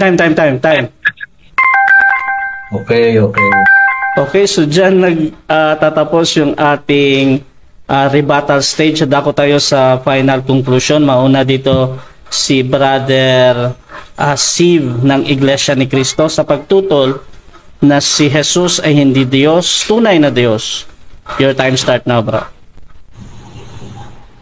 Hello, salamat sa pagkakataong ito at nahayag natin ang tunay na aral at ang bulaang aral. Pansinin ninyo, tinahanapan ako kung ano ang talata na hindi tunay na Diyos si Kristo. Pero si Bro Ruben din ang umamin na si Kristo ay hindi pala tunay na Diyos. Sa makatwid, panalo ang Iglesia ni Kristo sa paksang ito. Nahayag muli ang tunay na aral na dapat sampalatayanan. Sino bang tumalo sa ating kaibigan? Sarili din niya. Dahil inamin niya na hindi si Kristo ang tunay na Diyos. Ayun. Yun po ang dali lang. Para din po sa mga manonood sa live na ito, ano ko rin po ang pagkakataong ito eh. Inaanyayahan namin kayo sa mga pamahayag ng Iglesia ni Cristo na isinasagawa sa kapilya, sa mga lugar dyan sa inyo. Huwag kayong mahiyang magtanong. Oo, mamaya, ano ba? Ano bang next ka? Okay na, tinatapos ko na yung conclusion ko. Yun lang po. Hiya ko. Okay, so dyan natatapos ang final conclusion ng ating negative. Dako naman tayo sa final conclusion ng ating affirmative sa kanyang patutunayan na si Kristo ay tunay na Diyos. Your time start now. Okay.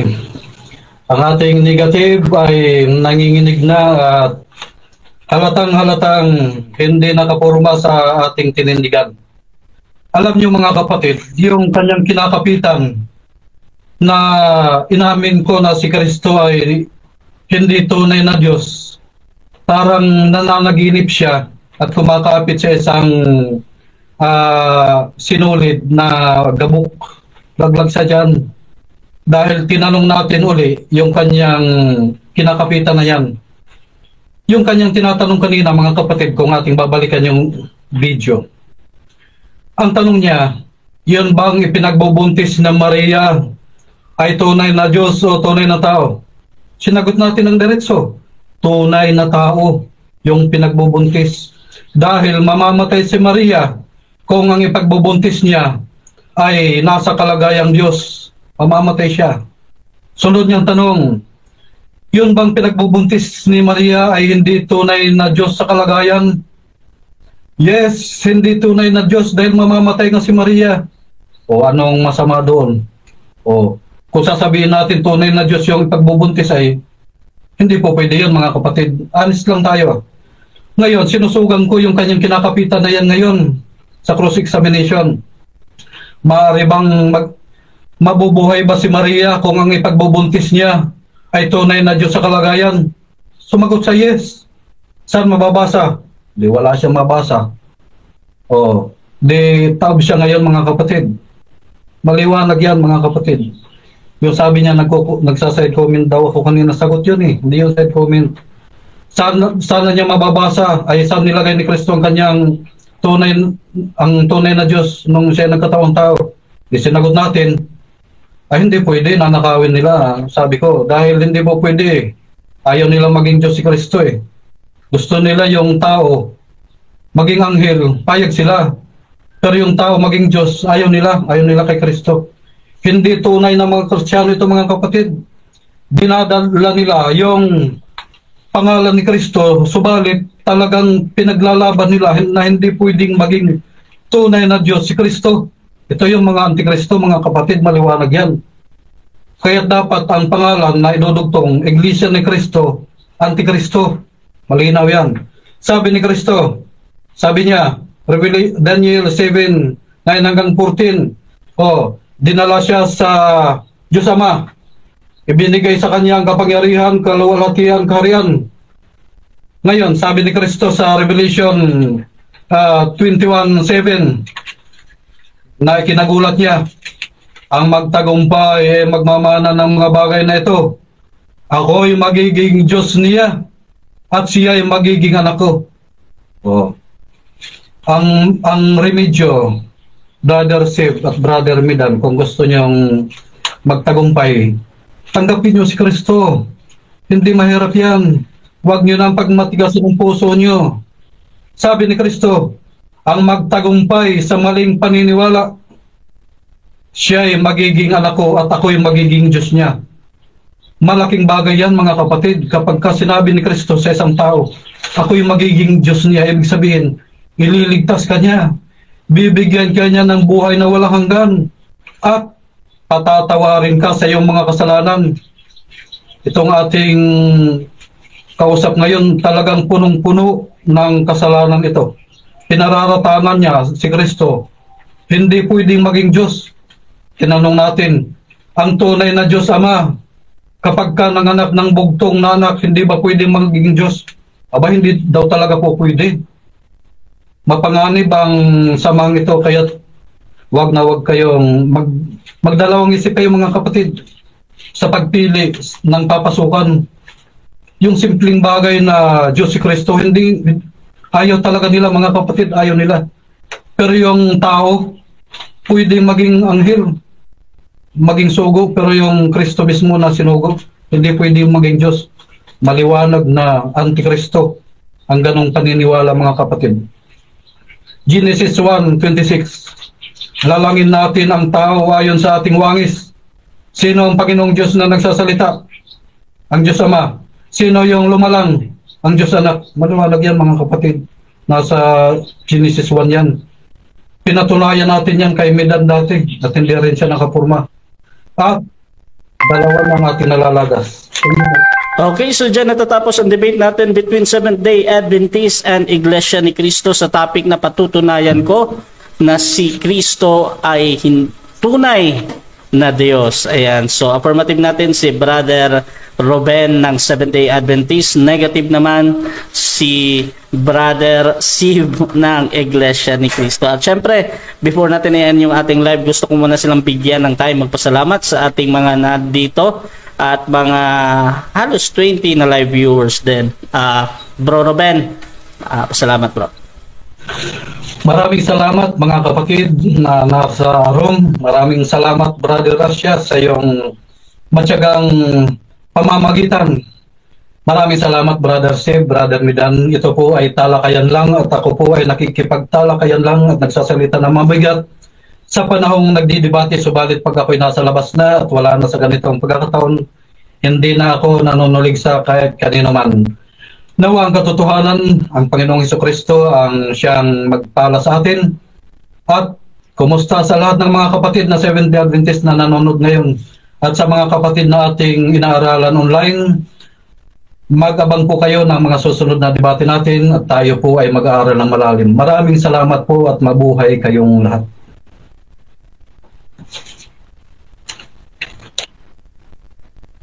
Siyempre, yung ating kapatid na INC. Bro, salamat bro.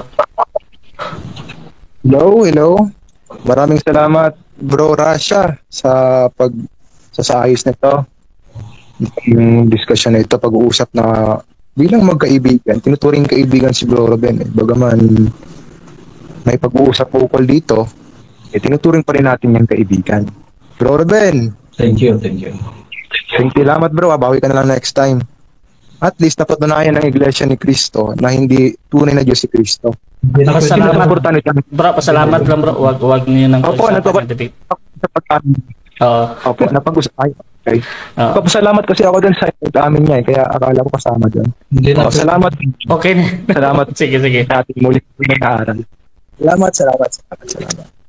Okay, so Rasha TV, gusto din magpasalamat sa lahat ng sumusuporta sa amin, lalong-lalo na dyan sa ating live comment at live participant. Nandito si Brother Rocky Tulog ng Seventh-day Adventist, si Zach Jacob Razort ng Bible Defender, si Eric Dignos ng End Time, si Isaman On Kabahar ng Born Again, si Esther Marasigan, si Nadram ng Catholic, si Diego Vergara. Ba't parang nag-isip ako doon? Si Diego Vergara, ayan, si Alfred Ducusin ng Seventh-day Adventist at si Celia Pelchona, ayan. At syempre si Patrick din na kapatid ko sa Catholic.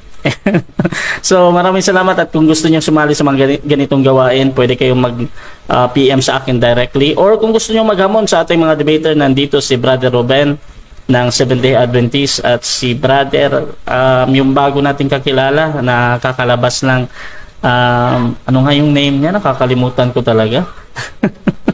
Brother C. Black ng Iglesia ni Cristo.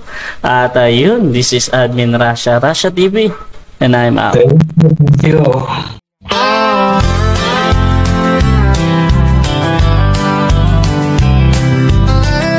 Fernando Beza Camacho Jr., a name we hold dear, serving God faithfully year after year,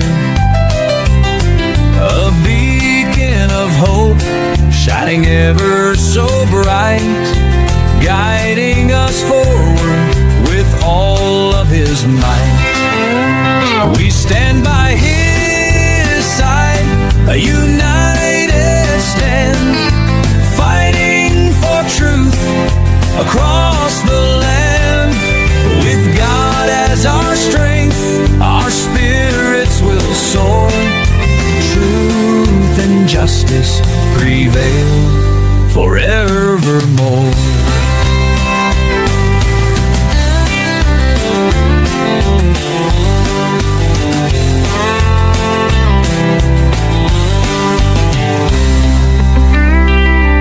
We stand by his side, a united stand, fighting for truth across the land. With God as our strength, our spirits will soar. Truth and justice prevail forevermore. We stand by his side, a united stand, fighting for truth across the land. With God as our strength, our spirits will soar. Truth and justice prevail forevermore. We stand by his side, a united stand, fighting for truth across the land. With God as our strength, our spirits will soar. Truth and justice prevail forevermore.